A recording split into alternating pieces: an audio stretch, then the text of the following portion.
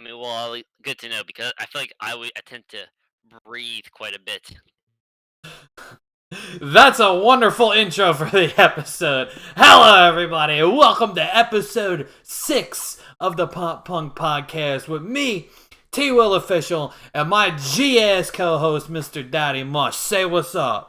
What's up, everybody? Thank you for that rousing introduction, like always. Good to be back. Absolutely. And we actually have an episode I've been dying to talk about today. Some of them want to talk about since episode 1, but I'm kind of glad that we waited until episode 6 to talk about it because I feel like episode 1 we didn't really have our footing yet. We were kind of just all over the place. But now I think we found our perfect little sweet spot where we kind of have our main topic, and then that splinters off into little topics and all that. But before we get into it, you already know, Ed, what have you been listening to this week?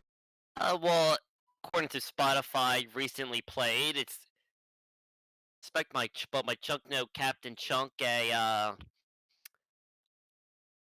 listening has really taken an increase. That's been two out of my most three of my recently played tabs have just been Chunk albums, so I've been listening to that. And of course, a little, in my opinion, hot take. I know.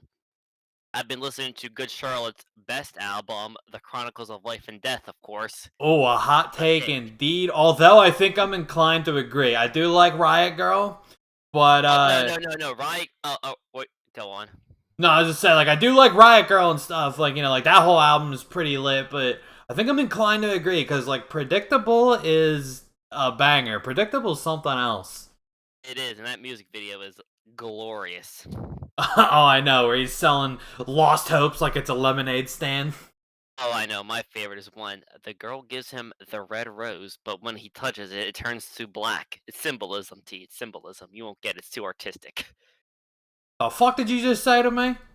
I said it's artistic. I don't really know if you'll get it. Oh, I get it. I get it. It's symbolizing that it was 2005. Exactly what it was Before they were symbolizing. trailblazers in '04. Dude, I love it, dude, because and it's kind of funny looking at it because they made good music, but they're image. They were so with the times. 2002, they were rocking mohawks and shit because it was cool to pure pop punk. And then Yeah. 2004, they come out with the gothic no. imagery, the long Yes. black hair, yeah, the Eyeliner that's dripping because that's what they're oh crying. yeah, the guy liner. And my favorite, the Predictable music video, which just straight up looks like it could be something out of a Tim Burton movie. Pretty sure it's heavily inspired by Tim Burton. Oh, well, it was 2004, my boy. Of course it was. Oh, I know. And then they went '07, which is a weird album. I feel like it was very kind of neon-y because I had a lot of keys and everything. I do. There's a few songs I enjoy off that album. I really do like the song "Misery." That is a good song. I love the song "The River." I know you like to make fun of the Mayan part, but I mean, it's insane. I mean, it's a Good Charlotte song with the dude from A7 Extra screaming in the back of vocals. Oh, I know, and that part is definitely ridiculous, but it's such a good song. It's very catchy. I love that. The River's a banger. I really like Dance Floor Anthem as well. You always have "Keep Your Hands Off My Girl" or something like that. Yeah, and I enjoy the softer piano ballad. Where Would We Be Now? I like that song because it was in The Sims, and it kind of actually sounds like something that would be in The Sims too. I remember it was on the soundtrack to The Sims 2, and now of course when they put a song in The Sims, they kind of they change the lyrics so it's in gibberish. So instead of singing the lyrics, it'd be like Ironically, that song is not available to listen to on Spotify for whatever reason. Where Would We Be Now? Because when you go on the album, at least for me, it's grayed out and I can't actually listen to it. Yeah, I'm gonna check that out right now because I will. That's really weird. All right, so what's the album? It's the 2007 album. Yeah, Good Morning Revival. Good Morning Revival. Yeah, that's the only one that's great. Well, I guess the last song is too. Yeah. But that's the only one of two songs grayed out. That's so weird. Oh, I know, I don't get it, but what are we gonna do? Yeah, I remember one thing that actually made me kind of upset was Newfound Glory's Situation song is no longer on Spotify, and I kind of feel some type of way about that because that was like one of my favorite Newfound Glory songs. It's definitely a hidden gem to say the least. Yeah, I agree. It's a true hidden gem because a lot of bands, of their popular albums, a lot of people like the quote unquote deep cuts, but that, in my opinion, is truly a deep cut because it's just a new song on a greatest hits album that probably a lot of people didn't buy. Yeah, exactly. I agree, and it just I don't know. It's just such a good song. It's kind of got that like almost like chuggy type riff, Mm-hmm. but it's not. It's not. It's like it's not easy core or anything. But it just It's kind of just fun for newfound. yeah. I just love those like chuggy type riffs. I don't know why I don't know why it wouldn't be because it was released by Geffen, and all the other Geffen stuff by them is up on there because, like, pretty much everything from self-titled to Coming Home was Geffen. Yeah, all right. Now I know if we're going into conspiracy theory territory, I do not claim to have any of these are purely the views of YouTube comments that I read. But I remember some people were saying it was like Ronnie Radke like threatened to sue because like Escape the Fate has a song called Situations, and they wanted it to be the only Situations. I don't know how much I believe that because like that wouldn't be the only song that like. There's plenty of songs that have the same name. I mean, Like, if I wa I mean, to be fair, I mean, Motley Crue and all the '80s metal bands could sue Escape the Fate for stealing their drip. stealing their drip. Just Like, saying, I mean, yeah, I mean, there's two very different songs called Closer. There's the one by Nine Inch Nails, and then there's the one by the Chainsmokers. you can't Completely different songs, like incredibly different songs, but they you both have can't the same name. You don't have you Trent can't write Reznor a out band. here suing fucking, I don't even know the dude's name. I mean, to be fair, I mean, there's a song from, I said to Javu called Situations that came out in '89 or '88, so Yeah, they so ain't suing anybody. Maybe they're the ones yeah. who are really suing people. They're from Germany. Yeah, so I don't know if I believe that like little YouTube comment that I Yeah, I read. don't really believe it at all. Yeah, and I also I just don't feel like that'd be like Ronnie's style is like Yeah, you took our name so we're gonna sue. I mean, he's more into the whole Well, I mean, all right. Well, art. I mean, if another band came out called Escape the Fate, that'd be a little bit different. But like something general, like a song called Situations, I can't see him popping a gasket over that. Yeah, I mean, his style's more like a, going to prison kinda thing, you know what I mean? Yeah, exactly. But but yeah. So I know on my end, here's my top five. It's kind of funny because my top five this week, like I feel like I didn't really listen to these top five all that much this week. So first, it's that friggin' Hear Ye" song again, the Thomas Jefferson type beat. I don't Okay. know. I don't know why that's my number one. Because like I mean, I listened to it because it's goofy, it's funny, and it doesn't have any lyrics, so it's something you can just kind of put on repeat. But I haven't done that this week. I think I maybe listened to it like once in the background when I was playing like Gears or something. Okay. My number two is "Closer" by the Chainsmokers, which that one I have been listening to a little bit. Um, but not. I don't know if I listened to it enough for it to be my number two. But whatever. Number three is "Bombshell" by Power Man 5000, which I have not been listening to that this week. I listened to it. I listened to it a little bit last week because I remember we were talking about them on the podcast. So Yeah. that like put them back in my head and made me want to listen like When Worlds Collide and Bombshell and stuff. But I don't think I really listened to it that much this week, so I'm kind of not sure what my on repeat is on this week because it ain't on repeat. My Yeah. number four is actually a pretty good song called "Bright Spring Morning" by Suburban Legends, which we were talking about this a little bit before the podcast started. How like Discover Weekly, very hit or miss, and like I know for me personally, it recommends a lot of like alternative stuff, which I don't really like alternative music all that much. But I guess just because pop punk is so closely related to alternative that like the Spotify algorithms are all like, oh, well, this dude must love alternative music then because he listens to a lot of pop punk. So like, there's a lot of like misses, so to speak, in my Discover Weekly. But Bright Spring Morning was a solid solid song that I listened to. It showed up in my Discover Weekly, and I really liked it. It's I think it's like early to like mid 2000s, so like it has the horns and shit, but it's not really like a ska song, which I like because I love like Less Than Jake and all that stuff where it's like really just pop punk with horns more than it Yeah. is so much ska, Hmm. and that's kind of like what that song is. So I enjoy that song, but I still don't know if I've had that on repeat this week, so I don't know what my on repeat is smoking.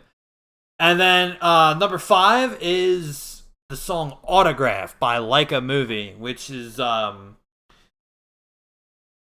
don't know how I found these guys, cuz I think they're like a local band from whatever city they're from, and it ain't from Jersey. I don't know where they're from, but I don't know how I found them. I think they're from Texas actually. And Yeah, I can't really find them because the only like a movie I could find when I Google them is a K-pop group. yeah, that's definitely not them. Yeah, so And it's oh God knows at that point. And it's funny because me and you were talking about that a little bit today just through text. The song Autograph kind of makes me laugh because I feel like it was going to be like the title track. With their album is called Say It Again, and they say It Again quite a bit in the chorus. But it's called Autograph for whatever reason. Like they don't mention an autograph at all in the song. But I rip on them with love. I do actually very much like that song. Yeah, I know a lot of bands that do that, like the Starting Lines. I believe it's Almost There Going Nowhere. They say it like you mean it, but they don't actually say Almost There Going Nowhere. At least I don't think they do. Yeah. Yeah, or even like outside of pop punk, like Def Leppard, the song Rock of Ages, they say Pyromania, Oh, or, very nice. which is the name of the album. And it's not exactly a word that just comes up in everyday conversation. So like, kind of fun. Like it's funny. Like they just they just put that in the song just so they could say it. They like dropped the name of the Yeah, album in the song. yeah, But of course. But yeah, and that's just again, I don't know what my on repeat is smoking this week because like I was listening to Autograph a little bit today because me and you were talking about it, but I don't think I've had that on repeat. So my on repeat is just on some other shit this week. Hey, man, that's the best kind of shit. It's that other shit, you know? I mean, yeah, I like it. I Whatever like that it. means. I like it when my on repeat one week is wildly different than my on repeat from another week because sometimes it does get boring. Let's just listen to the same, like, 30, 40, 50 songs. And you gotta mix it up a little bit. Which, I mean, Bombshell is certainly mixing it up a little bit. Yeah, you can say that again. Yeah, I mean, the first 3 songs, like, we have a meme song, just like a pop song, and then a new metal song. Those are my top 3 this week. Even though I don't really know if they're my top 3. Again, not to discredit any of the songs, they're all very good songs. They're not songs I've really had on repeat this week, so my on repeat's kind of fucking up a little bit. Yeah, I feel you, King. But enough of that. I want to get into the main topic this week, which is covers. And that's just like, like anything, like pop punk covers. I guess any really covers this week. Like I know, first off, just to kind of smooth over the transition, I see in my on repeat the Future Idiots cover of Cynical. Okay. And that just wants me to kind of I want to talk a little bit about like gimmick covers, because you always see like you see it a lot on YouTube. I don't think you see it so much on Spotify, but I always see lots of videos where it's like Future Idiots cover of Cynical. I guess not so much their cover of Cynical because that's kind of more of like a straight up cover. But I'll always see like the 1 Mile Left cover of I Miss You, where they turn it into like something that would have been off of like Enema of the State. Yeah, a lot Or, of bands do that. yeah, or I see this one guy I see is his name is Alex Melton on YouTube, and he'll cover it'll be like if Blink 182 wrote Free Fallin'. So it'll be like Tom Petty's "Free Fallin'," but in the style of, I'm getting all mixed up on my words, in the style of Blink-182, and I think he also did Fall Out Boy, The Story So Far, The Wonder Years, and I think if a pop country bro wrote "Free Fallin'," It's funny. and I guess I just want to know, like, what are your thoughts on stuff like that? Uh, I'm down with it. I mean, the quality of the cover and I guess the enjoyability of the song varies by who's making it and the song in general. But I mean, I always like when bands take covers and make it like a whole new song. Like I feel like that's how covers should be done. You know what I mean? Oh yeah, and that's yeah. I wanna talk about my like philosophy on covers real quick. Is if you're playing it live, it's different, right? Because if you're playing it live, then the whole purpose of the cover is one of two things. Either it's filler, like if you have like like a certain amount of songs you have to play in a set, and you need like one more song, right? You do a cover, and slash or because it can be both, or Hmm. just to get the crowd pumped up, right? Yeah. Like when we would play Josie, right, and people would get like super into it. Yes. Like that's actually a good example of both. Because we covered Josie because our one show we needed to do was like half covers and then Hmm. half originals, Yeah. and so like Josie was pretty much filler because we had to fill out that whole like half covers thing, but it also got the crowd amped up, and we also did, what else did we do that show? We did the rock show, which got people amped. We did Shake It Off, which it was kind of like a rocker bar that we were playing, but I know that they loved when we threw that little breakdown in there. That was good stuff. And we also did. I remember all the covers we did for that show. We Yeah, had Zebrahead, Playmate of the Year, Fall Out Boy, Tell That Mick, The Found Glory's Better Off Dead. We also did we did You Vandal by Saves a the You Day. Vandal. That's the one I remember. I And think we did still do Jacob Thinks I'm Gay in that show. We didn't do it on the third show that we played. yeah, we only did Josie that We only third did show. Josie, and we were gonna do You Vandal, but I remember they cut us short because of the God band before us. the band before us coming on like 20 minutes late. Yeah, then that cut into our set. Then he kind of just said, "Oh, Yeah. no sound check. Just go up there and play." I'm like, "What the hell, man? I didn't even like tune my bass." Yeah, exactly. Yeah, because we didn't get to, like, we were supposed to go up at I think like 6:30 that night, and we didn't even get to it until like 6:35 because they just went over. Yeah, and I was really upset. And of course, we always did our infamous cover of Doug and Carrie, Oh well, yeah. originally performed by Doug Heffernan. Originally performed by Doug Heffernan on probably my favorite TV show, The King of Queens. Although what's funny is they were doing that before I was in the band. So like when I did join the band, I was like, yo, this is dope. Cause like I love The King of Queens. That's like one of my all-time favorite shows. But yeah, so what else did we do? So yeah, we did Doug and Carrie. I'm gonna go down the set in order. So we did Alistair, and then we did Zebrahead. And then I think we did You Vandal after that. Okay. And then I want to say we did Better Off Dead after that. And then Fall Out Boy.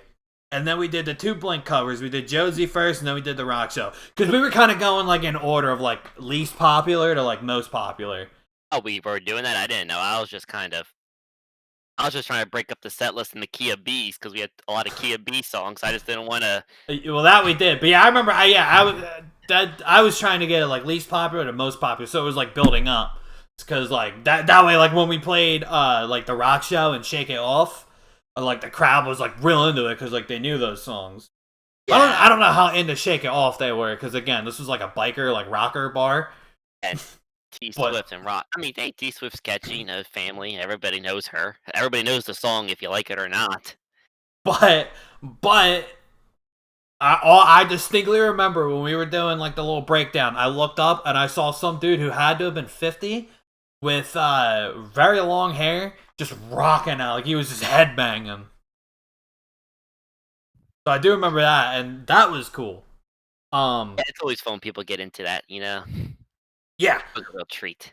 yeah. Well, I just remember it made me laugh because like he was the stereotypical rocker, and I'm just thinking like, yeah, we're playing the breakdown, right? Like I'm screaming and shit because it's a breakdown, and then I just see this dude with long ass hair just banging his head. Yeah, man, I enjoy a good cover. Yeah, okay. So anyway, yeah, back to my philosophy. So like if you're doing it live, that's a little different. You could just, do it like a carbon copy because it's just to get people pumped up. But So if you're gonna record a cover, like you gotta do a little something to mix it up. Because like if you covered, I don't know, let's just say, yeah, like Josie, right? But then you didn't do anything to mix it up. Why would I listen to your version when I could just listen to Blink 182 and listen to their that's the version? same thing with All Time Low's cover of Time to Break Up. It's like, well, what's the point of it? It's the same exact song. Yeah, and I will admit I do listen to that one simply because the Blink version isn't on Spotify. So if you want to listen to it on Spotify, that's your only option. That Same with sucks. same with Neck Deep's version of Don't Tell Me It's Over. Like they're exact covers. And I mean, I guess on the one hand, like it's kind of like what we were talking about before, right? Safe versus like taking risks. Because it's very safe. You're not gonna have people saying you ruined the fucking song. Well, you might, because YouTube comment sections are very mean. Yeah, But like you have less of a risk of people saying you ruined the song if it's just an exact replica. But at the same time, like yeah, because it's so safe, it's like why should I listen to this if I could just listen to the Blink version? that was always my problem with like a lot of like Pacific Ridge Records compilations because they're the people who did like that tribute to Blink cover. They also did like a Movie Life tribute album and like a lot of good bands on there, but they all sound the same. As I Call Fives were on there this time next year. Freshman 15. I like all three But of like, those bands. yeah, but it's just like all those songs, they just sound like carbon copies of just the original Movie Life song. So it's like, what's the point? And I know they had Yeah, Taken Back Sunday one and Count to Four. It was on that one, so it was cool hearing them. But it's just like once again, so like, what's the point? yeah, I agree. And I remember, So that's why I'm a big fan of the Punk Go series because they make an attempt to like take a completely different song and make it into their style. You know what I mean? They're yeah, forced to. exactly. And like kind of what I was saying before, no matter what, you're going to have elitists in your comment section saying they fucking ruined this. Well, So nobody's forcing them to listen to so it. that's what I'm saying is like they're going to say it anyway. So Hmm. you might as well just mix it up and do something a little different. Give them a reason to be like they fucking ruined it rather than oh, well we just fucking did the song the exact same way they did and you're still saying it sucks.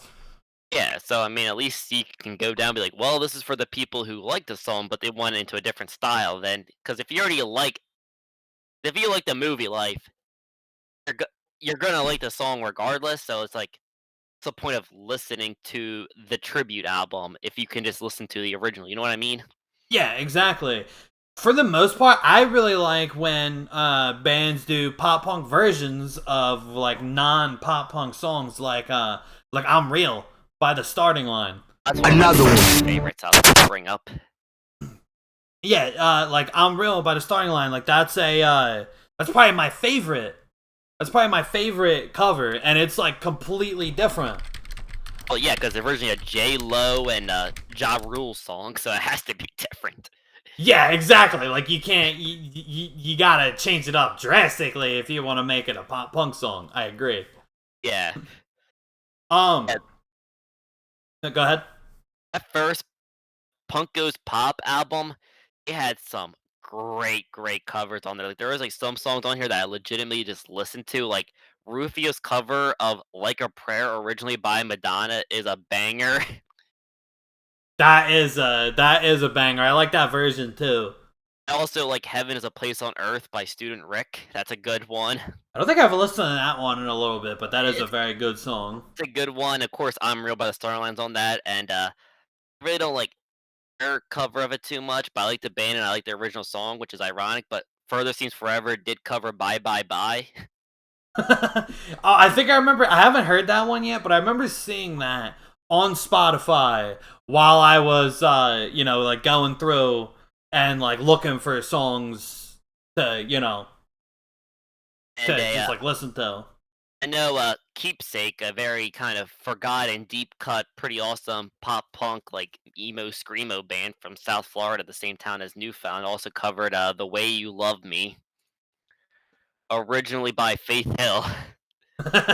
Though to be fair, they didn't really, like kinda felt like they kinda just, like, covered the song with electric guitars, which was kinda disappointing because they didn't really do anything different to it. There was no, like, screaming or, like, fasterness. It was just kind of them covering "The Way You Loved Me," which was kind of disappointing, but I still enjoy because I like "Keepsake." Yeah, exactly.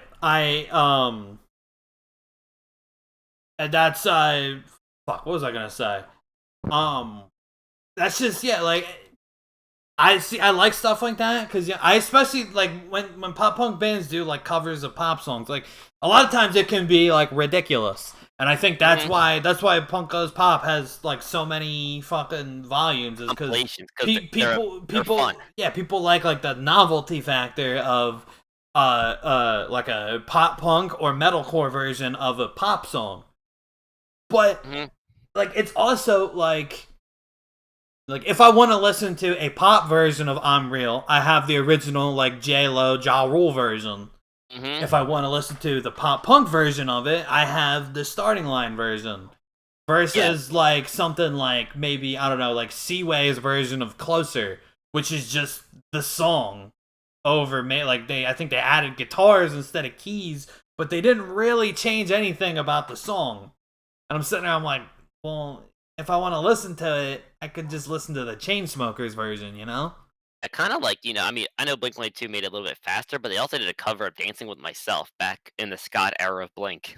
Yeah, and that's they still made it their own. Like it was pretty close to the original, but they still made it their own because like the Billy Idol version is it's still like it's got that like 80s pop like almost new wavy kind of vibe to it where it's still like as I said before I still definitely consider it a pop punk song but it's definitely kind of got that like Billy Idol vibe to it.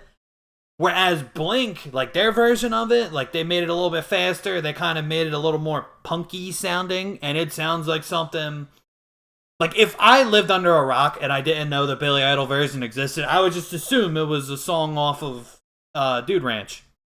Also, I mean, this is really weird because I was just looking up the, "Dancing with Myself" cover by Blink-182.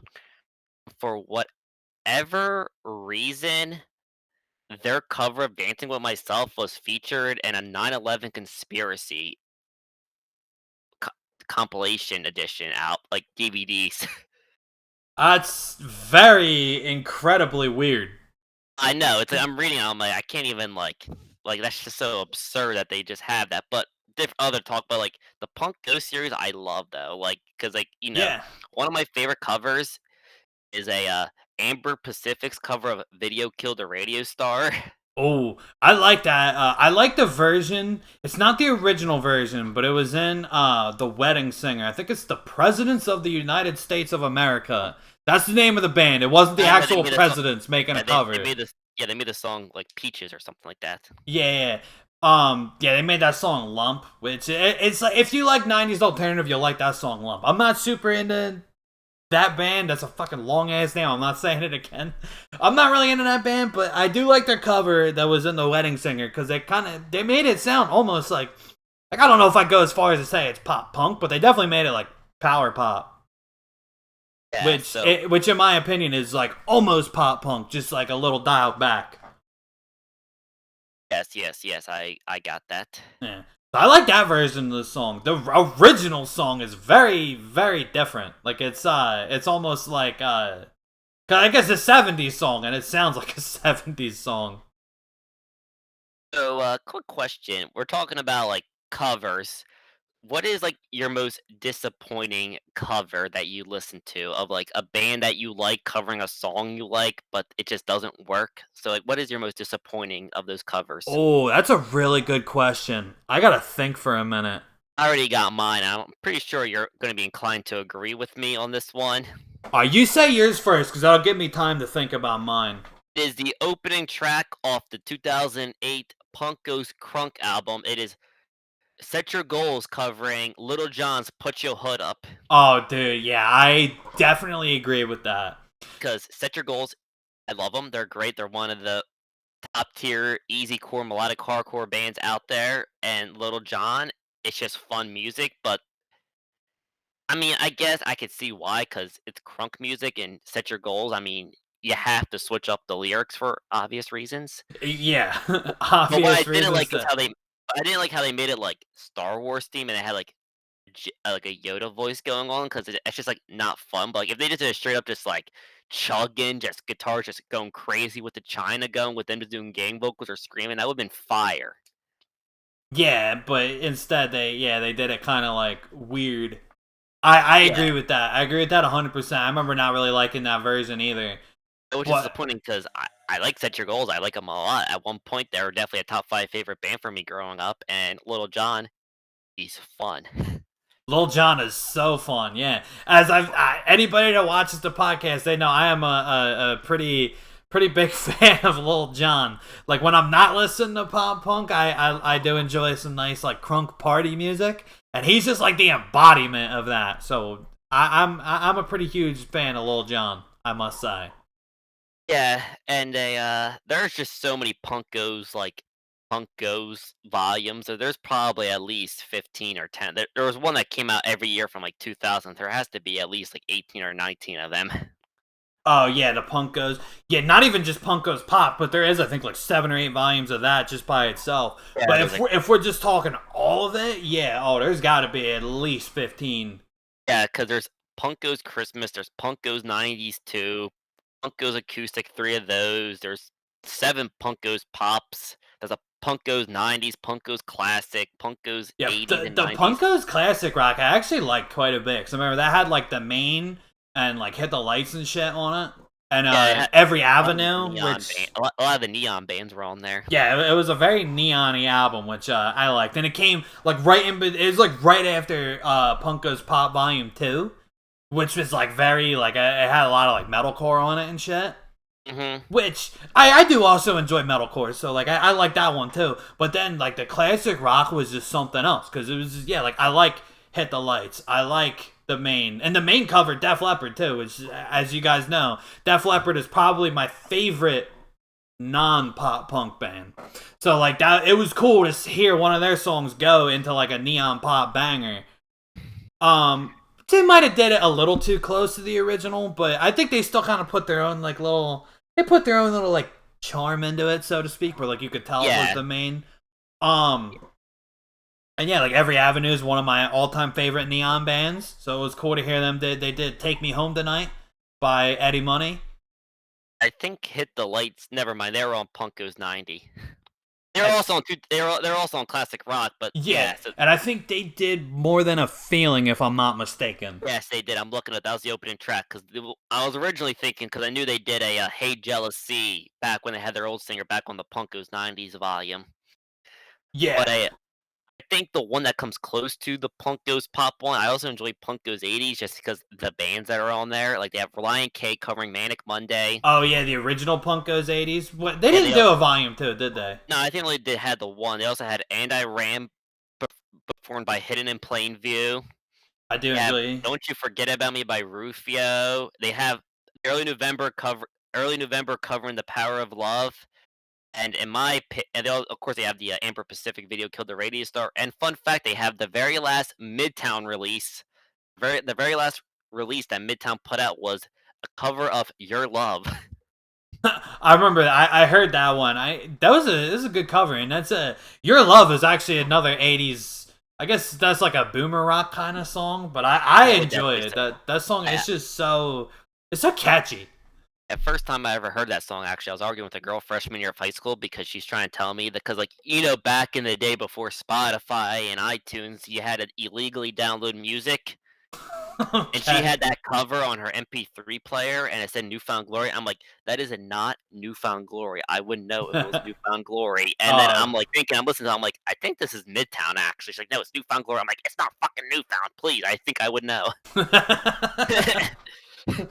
It's not I love Newfound Midtown. I would know. They're my favorite. I like Midtown too, so I would obviously know Gabe Saporta sounds nothing like Jordan Pundik.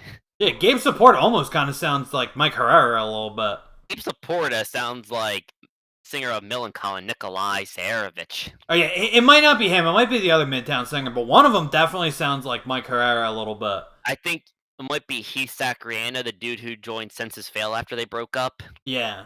I know Tyler Rand, the other guitar player, he had, like, the higher pitched voice of the 3. Yeah.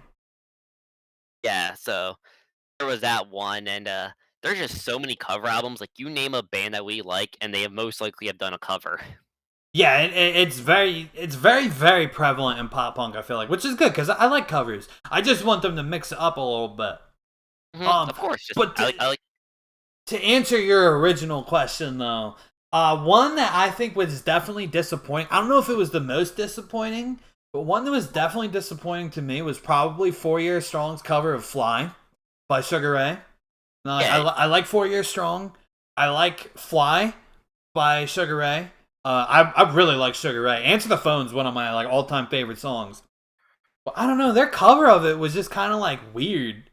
Like, yeah, it's kinda weird. 4 Year Strong, they're great, but they don't really do covers all that well, like, their Dumpweed cover is yeah, very meh. yeah, their Dumpweed cover was pretty bad too. I think I would agree with that. There was some good songs on that cover album. I did like their cover of "Roll to Me," Girl, which is weird because I don't. I mean, I don't really like the original. The original is kind of like that, like '90s alternative. But I like that. I think they did a good version of that. They made it like they kind of that album didn't really have a whole lot of easy core on it, but it was just kind of like straightforward pop punk. Cause it's kind It of was pretty yeah, they had some good songs, like "So Much for the Afterglow" I liked, and I also enjoyed their cover of a "Story of a Girl," and I also enjoyed their cover of I "Seven did Term Life," enjoy. Yep, I enjoyed both of those. Yeah, I agree. but they definitely have a handful of pretty meh to Yeah, I wouldn't it's like. just yeah. I think the Fly one just kind of stings because, like I said, like like Fly. I love Sugar Ray, and I like when a band I like covers a song from a band I like because then, like you would think like that's a recipe you can't fail with, but you would be wrong. It does. Yeah, and I wasn't too crazy about their cover of Fly. I don't know. They made it like I don't really know how to describe it. It's just kind of weird. I mean, I will admit it has been, like, 9 years since I heard it, so I can't really tell you. Yeah, it's been a little bit since I heard it too. So yeah, maybe my tastes have changed, and maybe I'll like it if I listen to it again. But as of August 13th, 2020, when this podcast was recorded, I didn't like their cover of "Fly." Yes, so I guess another for I guess or on the topic of cover albums, probably the king of cover albums also happens to be my favorite band. Newfound Glory has 4 cover releases. They have four. They have the 3 From Your Screen to Your Stereos, and they also have that Ramones cover EP. Oh yeah, yeah, that weird like when they that weird era where they just wanted to be the Ramones, Yeah, and it that just ended up sounding like Green Day. yeah, which is yeah, enough said. It's a little, uh, to put it lightly, it's just a little depressing. Yeah, but, they came back in a Yeah, way. yeah, Yeah, like I will say of the 3 From Your Screen to Your Stereo releases, my favorite one's definitely the first one. I love that one because like, all 7 songs on that EP I enjoy, or 7 songs because I love the My Heart Will Go On cover. That's great.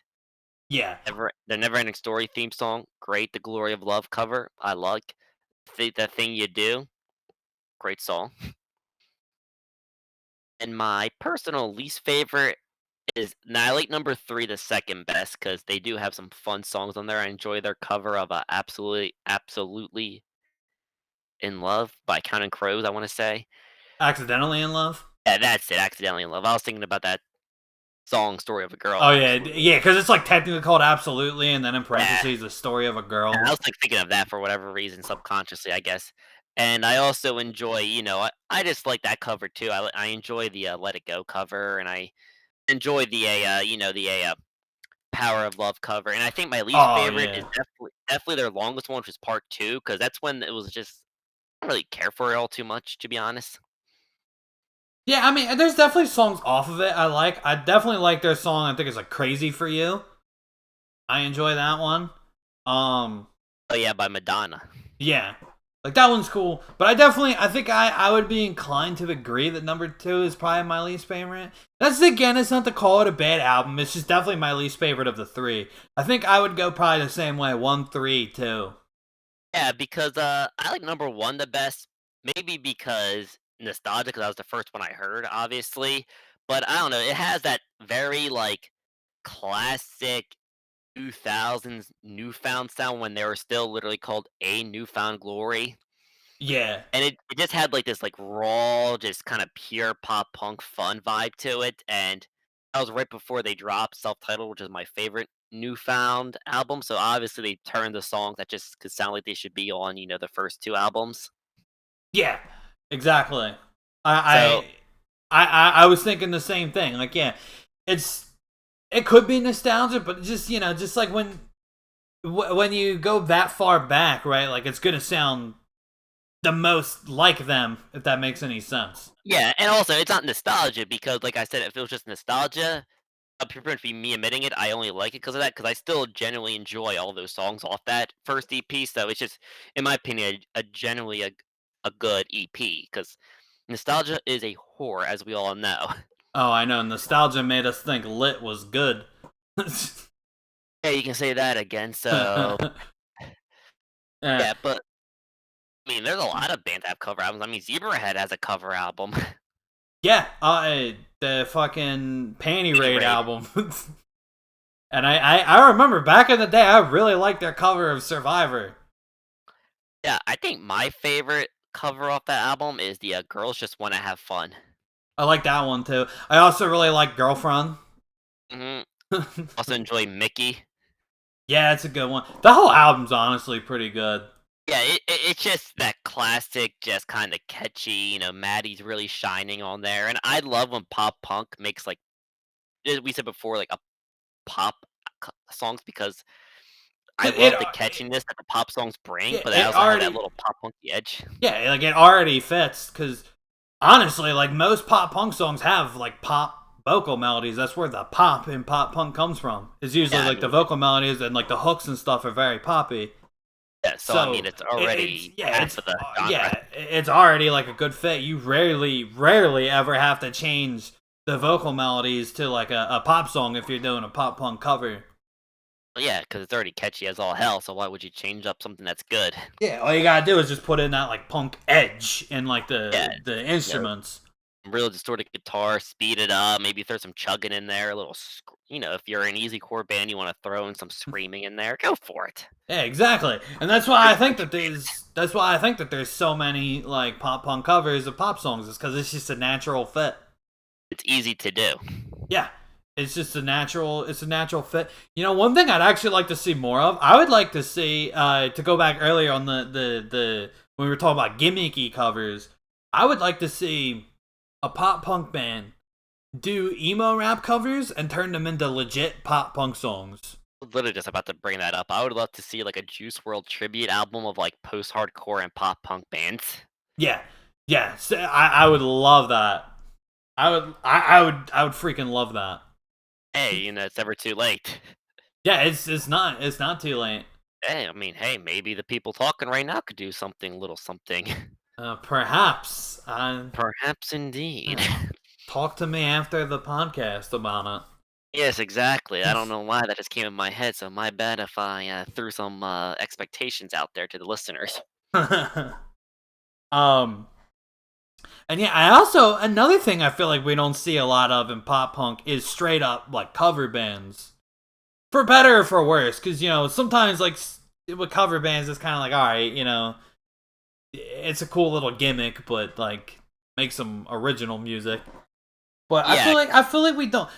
We there's like that like me first and the gimme gimmies or whatever the fuck. But that's really more of like a skate punk thing because it's like Fat Mike from NoFX yeah, and just some Fat other Mike. people. I don't think there's any like straightforward like just pop punk like cover bands that take like like maybe like 80s songs, 90s songs, as pop songs, whatever, and just turn them into like pop punk bangers. That would be pretty awesome to do. Yeah, yeah, Future Idiots made an entire career off of covers. yeah. I wouldn't call them a cover band though, because they do still have plenty of originals. They Well, yes. just they played the game. They know what works. They know covers are gonna get them views on their YouTube channel, and I respect the hustle. To Um, be fair, I mean, we do that because I only really know them for their Blink yeah, I think covers. the first thing I ever heard from them was I think a pop punk cover of "Hey There Delilah" by Train, which Judge Me All You Want. I think that's a Hey There pretty song. Delilah was by Plain White Tees, by Or the no, way. yeah, no, not Hey There Delilah. What the fuck's it called? Hey It's Soul by Sister. it. Yeah, Hey Soul Sister. That's it. My apologies. I got my songs mixed up. Oh, it's all good. But Don't worry judge about it. judge me all you want. I think Hey Soul Sister, the original, is a very pretty song. And Only God can judge you for that one. and then I saw they have like I think they have three like general cover albums. It's all called Grand Theft Audio, which I think is actually kind of funny. Yeah, it is pretty But funny. the band Grand Theft Audio, they might want to see some of them royalties. Um, but and there's three general cover albums, and then they have Neighborhoods and Morning Woods, which is Blink 182's Neighborhoods, just redone in like the style of like Future Idiots, which is pretty much just in the style of old Blink. And Hmm. and they have Future Idiots goes heavy metal, which is actually probably one of my more favorites of their like cover stuff. It's just it's all like that. It's like Through the Fire and Flames, Afterlife, um, and then a couple other songs that I can't remember. I'm pretty sure they do Iron Maiden on there. Oh, very nice. And I do genuinely enjoy their covers of Through the Fire and Flames by obviously Dragon Force and Afterlife by Avenged Sevenfold. I think they're pretty good. They're pretty good covers, if I do say so myself. It's probably my favorite type of cover where it's close to the original, but it's has enough of their own style in it that it's just like, why aren't I listening to the original? Yeah, that's the problem with a lot of cover songs if you don't do enough. That's why we don't like covering bands that are already in your genre because you really can't do much to change it up unless you have an exact like tone or like change you want to make. You know what I mean? Yeah, I definitely think like it can work, but for it to work, you have to have a very different sound within that genre to the song you were covering. Kind of like Future Idiots with their neighborhoods like remakes per se. Yeah, well Still pop. that in my opinion is probably a different beast altogether. Because Neighborhoods to me, it's very like it's probably the least pop punk out of all their albums. I would say even including Nine, because Nine's definitely very poppy. Whereas Neighborhoods Yeah, is a little more experimental. And I mean, obviously, there's pop punk songs like Natives. I would consider that a pop punk song. Hearts All Gone, MH4, whatever. MH, yeah. Like I would consider all that pop punk, but a lot of it's like very experimental. To the It's point, just Tom DeLonge doing Tom DeLonge things. yeah, to the point where I wouldn't even consider that a pop punk album. Really, I'd probably consider that more of like an alternative album with pop punk songs on it. You know what I mean? Yeah, it's kind of one of those things where it's pop punk because Tom DeLonge, Blink-182 put it out. Yeah, exactly. It's the type of shit where like when Justin from Zebrahead puts out a new I Hate Kate album, and pop punk is like the third genre on there, and you know it ain't gonna be pop punk, but just because he has that cred from Zebrahead, it's gonna like get put on the genres in there somewhere, even though it's Yeah, really of course. not. I mean, I guess Bed of Black Roses could kind of be like a mall emo song, but other than that, it's the fucking Killers. Yeah. There ain't nothing pop punk about it. Yeah, well, I mean, they did name drop the Killers in their Farewell to Justin album. And speaking of Justin, he also had a couple of cover albums, if I'm not mistaken. Did he not? Yes, he did. Justin sings the hits.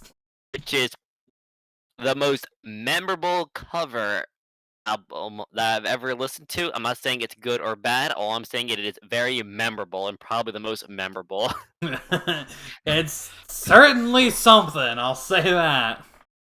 Yes, it's definitely good. It's good stuff if you want a good laugh. Yeah, it's a good laugh. I don't want to get too mean, so I'll just say it's a good laugh. I mean, if you want to get it if you want to get off of Amazon, it's $50 for the physical copy, or you can get it used for 13 in very good condition. Holy hell. And of course, I think it's an import because I guess he was running that Zebrahead wave because all the sellers that are selling it are all from Japan. I mean, I guess that makes sense because you gotta think Zebrahead, they're like huge in Japan. So even if he hasn't had anything to do with Zebrahead since like 2004, you still gotta think like he was their original singer, so he probably still has some clout in Japan. Considering Waste of MFZB was a Japanese-only release originally, I believe, if I'm not mistaken. Yeah, and So, I mean, they were definitely, you know, yeah, popular enough to have exclusive Japanese releases. and they also had the stupid fat Americans EP, Oh, which yes, was Japan like only. yeah, right in between. It was either right in between Waste of Mine and Playmate of the Year, or Playmate of the Year and MFZB. I wanna say it was right after Play of the Year because it uses the same it's like a parody of the Playmate of the Year album artwork. Yeah, It has to be, like, right after it. yeah. So yeah, that's what I'm saying. So it was either right before or right after Playmate of the Year. Right after because it released January 31st, 2001, if I'm not mistaken. Play of the Year came out in 2000. Yes, it did. That's something that we talk about a lot. Is how 2000 it sounds. Not the 2000s, just the year 2000. Yeah, it doesn't sound 99, it doesn't sound 2001, it just has that straight up 2000 vibe. Like, I feel like if you told me this album name was Zebrahead 2000, I'd be like, "That makes sense." That makes a lot of sense. Yeah, but yeah, so yeah, Justin Sings the Hits is only available in Japan because the only people selling it right now is Samurai Media Japan and Oh My Japan 365. So that's pretty self-explanatory where it's coming from. Yeah, yeah. And I wonder how much yen Justin gets from that. Probably not. You might get a bowl of ramen or something every month from it, but I'm not saying too much from it though. And when I mean ramen, I mean ramen noodles. I'm not talking about the actual real ramen that costs you about 8-9 bucks a bowl. Yeah, yeah. No, we ain't talking about the fancy shit. We talk about that Maru-chan.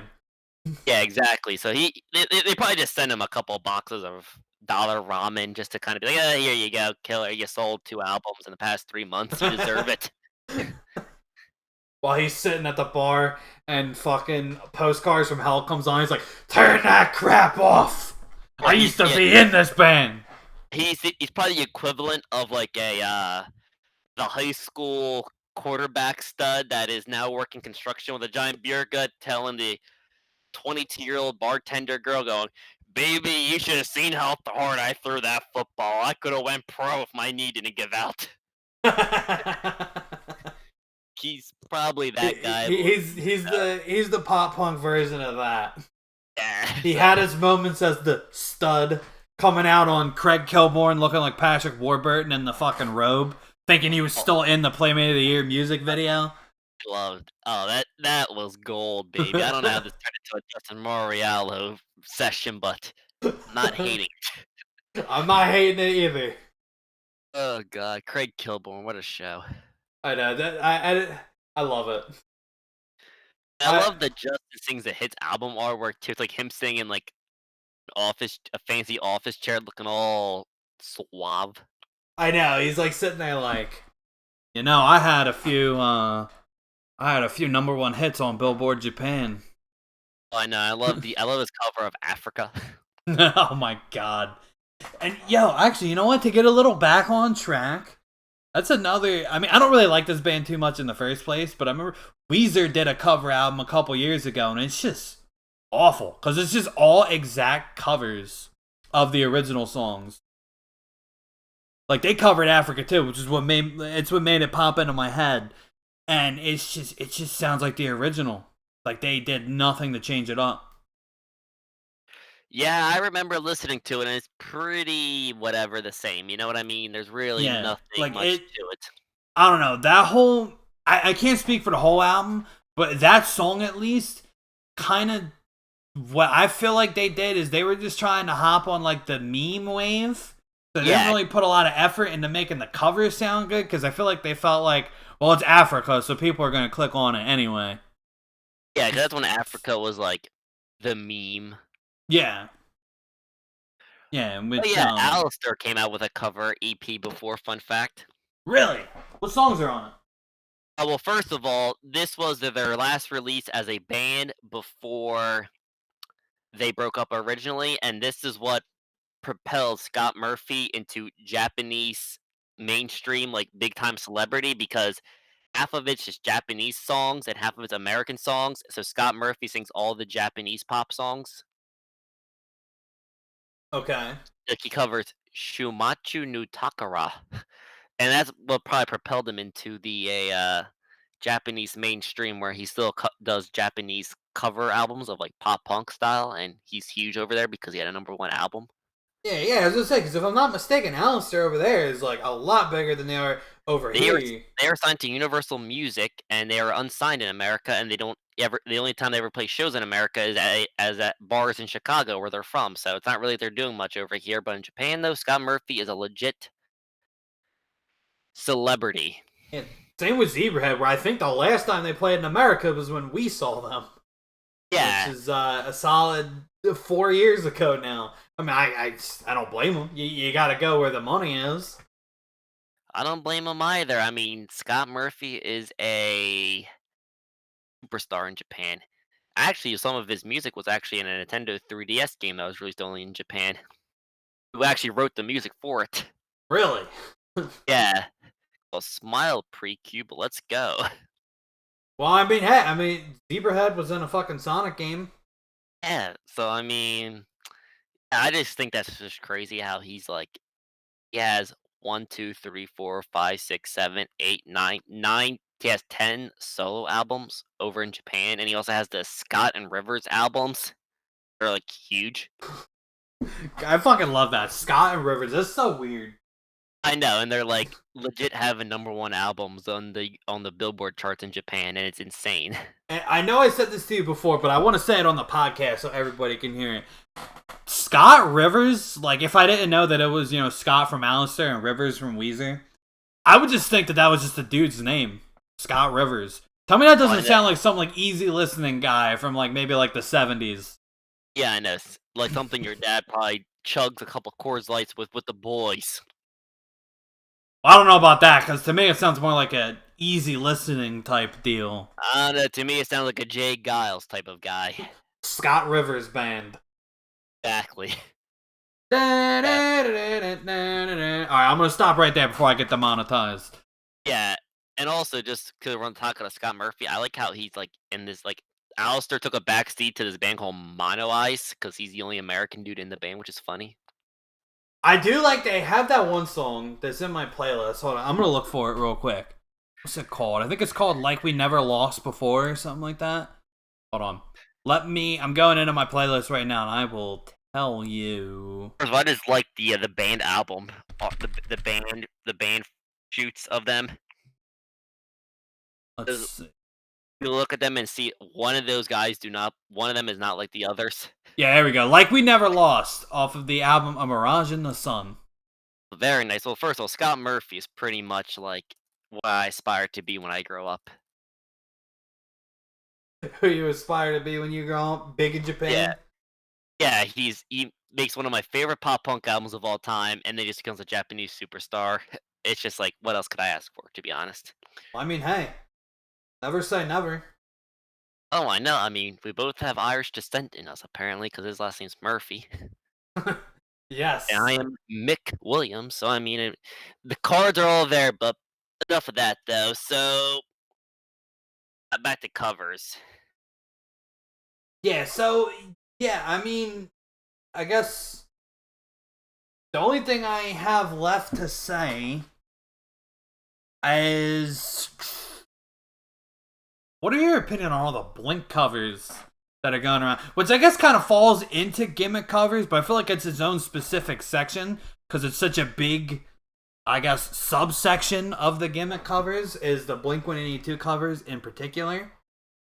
Yes, they are very popular, especially since like 2010. They've been extremely popular since they got back together.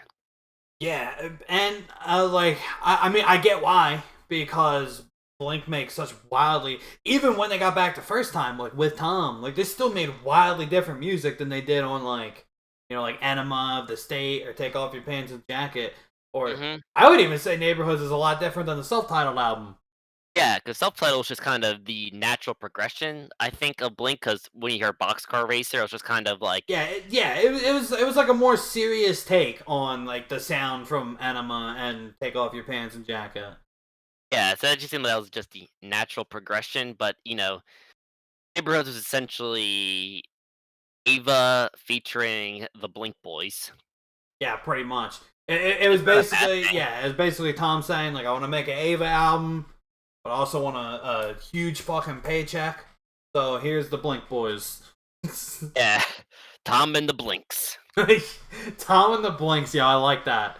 Yeah, but That's yeah, if Tom ever rejoins Blink 182, that's what their name needs to be. I agree because he is an artist, damn it. But I really kind of like enjoy like the in style of old Blink covers that you see a lot all over the place, just because they're fun and it's like and they're really like well done too. Like Blink 182 just has that like sound that you just recognize of the classic, you know, with the palm muted little shit like that. Yeah, yeah. I And they yeah, like I guess what you would say the generic pop punk sound, but it's really not generic because they're the ones that like made it in the first place. yeah, it's only a cliche because they're the ones who made it a cliche. Exactly. Kinda like how people say, "Well, my," because when people talk like "My Friends Over You" by Newfound, they're always like, "This is the most cliche pop punk song ever." I'm like, "Well, because they made it cliche, because that was, like, the first pop punk song all about loving your friends and stuff like that." Exactly. Yeah, I but, was there. What was that? It's like that quote. It's like I was there when it was written. it's like, "Don't quote the witch's magic to me, I was there when it was written." Yeah, that's it. Yeah, from Narnia. My brother Tony loves saying that to me.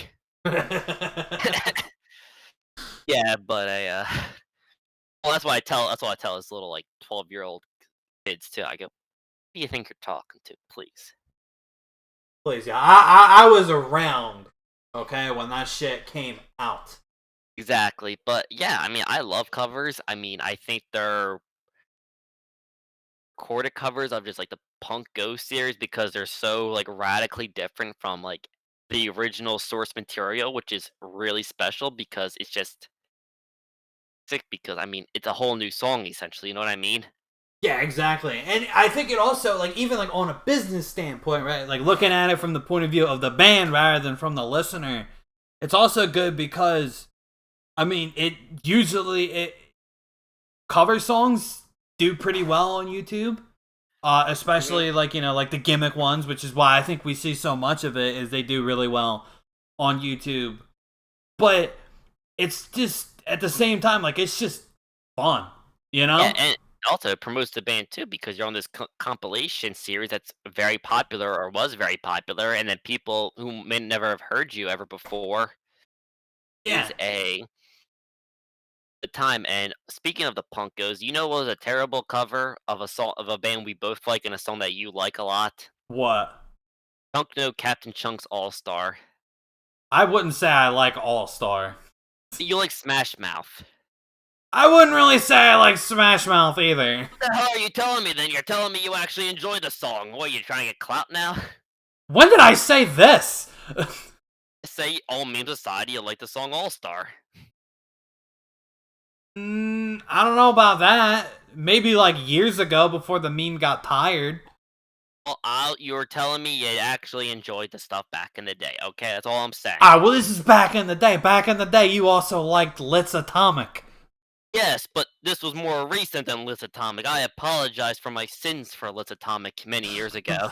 And I'm atoning for my sins of liking Smash Mouth All Star. Well, never mind then. But regardless, it's a it's a bad cover. Yeah, no. I remember that actually, like, I thought I didn't like Chunk No Captain Chunk for a long time because of their cover of All Star. Because, like, it was a bad cover, and it's not really representative of their, like, sound all that much. Yeah, well, It was very whack. And yeah, for the longest time, I would, and like, even like I like Easy Core, but I would still be like, hey, yeah, I don't know about Chunk No Captain Chunk though. But then I finally started listening to like some of their originals, and I'm like, yo, this is actually like pretty good. And then I felt defeated, because I like let one bad cover ruin the band for me entirely for years. yeah, that's essentially too. Just covers are covers at the end of the day, you know? Yeah, exactly, and that's why from this day forward, if I hear a bad cover, I'm not gonna let it ruin the band for me. Yeah, because, you know, if you think a cover's so bad, the problem with that is like, i- if a band you never heard before does a cover you don't like, you're probably not gonna check out the band, you know what I mean? Yeah. I used to love Chunk No Captain Chunk back before they even released a full length, not to sound like a hip trick, back in '09 when you had to buy their stuff and had to get a French euro with the French money and something like that, and the exchange rate was terrible because they had to import from France. But that's how far back I liked them. And then this is when Easycore got big, and then there was this kid who I really didn't care for. He liked Chunk No Captain Chunk, so me being a gatekeeper, I said, "Fuck this poser band. I'm not going to listen to them anymore." And what finally got me back into them 8 years later or 7 years later was the "Take It Easy" core song by the Sunrise Skater Boys. Yeah, so that's a very good song. And I'm And thinking, I'm like, I love this song, and I'm just thinking to myself, I'm like, there's a band that legit just sounds like this I could be listening to. I know. And yeah, even though Sunrise Skater Kids isn't really like they're not covers. I would love to see more like gimmicky pop punk bands like that, right? Like kind of making like kind of like joke Parodies. songs, yeah, like parody Spoofs. songs of the genre, but like I guess in a loving way, because like Jared Alonge, like you could tell he's into the stuff. Yeah, and I also enjoy his mashups of like Oh, the dude, I comp songs he makes, I guess. Oh, dude, Mashups. I love the. It's not Sunrise Skater Kids. This is other band. Whatchamacallit, Canadian Softball. Yeah. But he did a mashup. The Ohio is for emo kids one. That one's my favorite.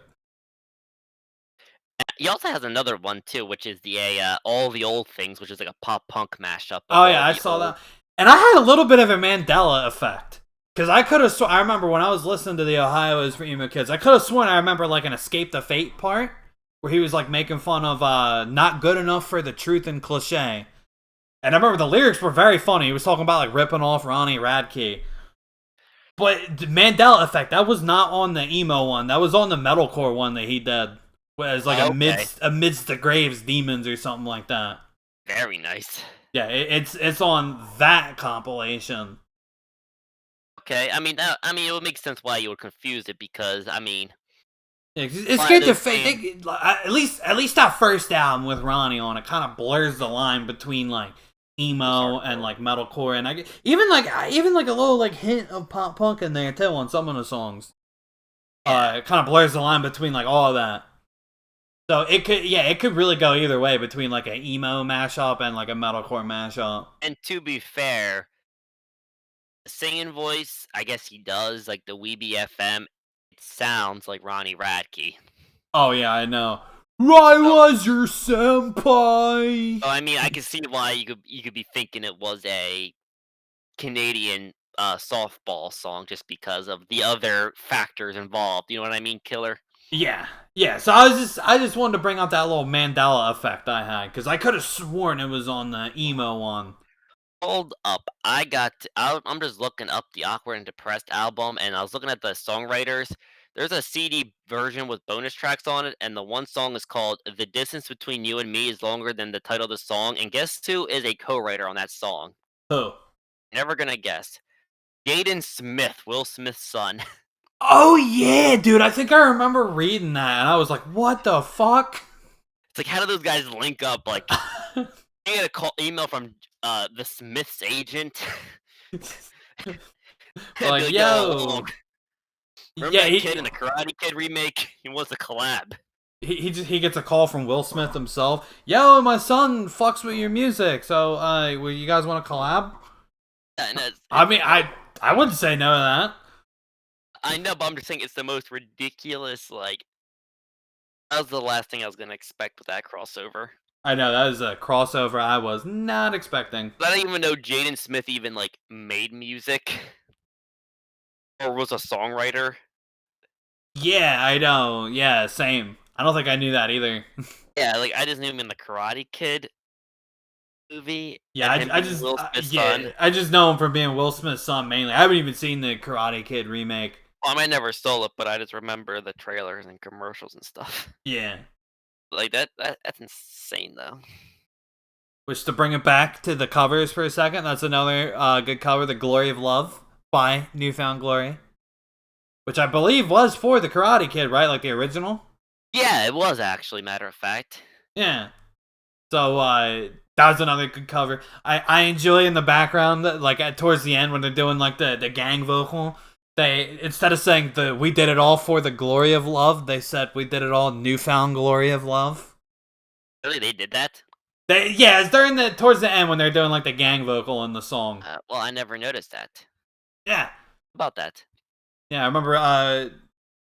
We had a wedding once where the bride and groom was like big, like I forget if they were Newfound Glory fans or if they were Karate Kid fans, but they wanted us to do the original version of Glory of Love, and then they wanted us to mix it into the Newfound Glory version. It's pretty fire. That was pretty fucking fire. But so yeah, I guess before we get on out of here, is there anything else you want to say about Covers. yeah covers or Before I go, I want to just to name drop the best cover to ever exist, and I'll save the best for last. okay? Limp Bizkit's cover of Feet, originally by George Michaels. Limp Bizkit's cover of what you cut out? Faith. Oh, Oh, yeah, Limp Bizkit's Faith. cover of Faith, originally performed by George Michael. The song is a bang, especially goes, "Baby, I I remember. thought about it 'cause you're giving me the blues." I remember I was at Applebee's for a friend's birthday, and it was his 21st birthday. So we met these guys at like the little bar area of Applebee's, and they were like buying his drinks all night and shit. And it was also a karaoke night. So the guy goes up on the karaoke, just one of like the random guys, not my friend. He goes up on the karaoke thing. He puts on Faith, but he does the George Michael version, but he sings the Limp Bizkit version. He's like screaming and shit. He's like, just gotta have faith. I would love to do that, man. I would smash at an Applebee's just doing Limp Bizkit. Oh, dude, I know. Like that's just that's the greatest story of all time. It's got Limp Bizkit, drinks, and Applebee's all in the same sentence. Oh, I know. Like, imagine, like, I would have got the crowd going. I would have been telling the bartender to punch somebody. Yo, let's open up a fucking pit. Right over here. Everybody, get out of the booth. Get out of the booth and start fucking moshing. Yeah, man. Because you're doing that because you're pissed off it took out the $1 Long Islands. Oh, dude, yo, don't even. They're The strong, fucking man. yeah, those Long Islands were the shit. For $1 and intense, to say the least. Yeah, especially for like $1, dude. You get two of them, and I'm like, woo! I'm like, thank God I'm not driving. Yeah, exactly. I got to. I'm like, oh shit, I am driving. I better calm down. Then you get a bunch of crap ton of water, and you get an extra thing of endless food just to kind of soak it all up. Exactly. But yeah, nah, those $1, those $1 shits were fucking. They were something else. They were, man. A good place to take a date too, because you can get her, because you can get them drunk, and they don't realize and they don't have to realize how boring you actually are. I don't have that problem. I am not boring. I'm a man. Well, I'm awkward. I don't know how to talk to them. Like, oh, did you know in part two, JoJo's Bizarre Adventure, Joseph Joestar did this? That's not really a woman pleaser sentence. If they're intoxicated, they'll be like, oh, very interesting. Oh my god.